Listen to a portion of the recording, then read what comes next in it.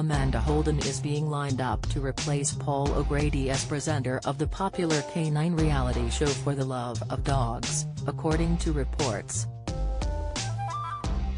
Television producers are planning to go ahead with a new series that gives a behind-the-scenes look at life in Battersea Dogs and Cats home in London, 2 months after the much-loved comedian died suddenly at the age of 67.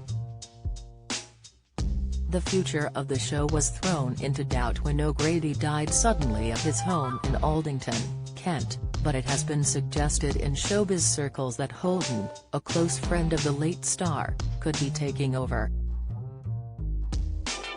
It's believed that chiefs at both ITV and the Refuge in Battersea were hoping that the series would continue to put the limelight on the home and raise awareness of the work they do for animals in need. However, sources claim that raising the subject of a new series so soon was too sensitive, given that the TV presenter and former drag queen had died just 2 months earlier. A source told The Sun, "Execs just feel like it's too soon to make firm plans about the series, as it's barely been 2 months since he died, but the feeling at the home is that it's what Paul would have wanted. After all, he cared deeply about the animals in Battersea." Paul O'Grady, For the Love of Dogs has run for 10 series broadcast so far, as well as some specials, and during its run the comedian himself ended up adopting several strays from the animal shelter, including a puppy he adopted during the pandemic. The show included some guest appearances, most notably Queen Camilla, then the Duchess of Cornwall, who often appeared alongside O'Grady to raise awareness of the cause.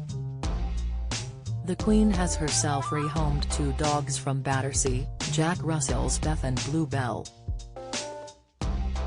After his programs aired, Battersea would often be inundated with donations and offers from those eager to help out or adopt dogs.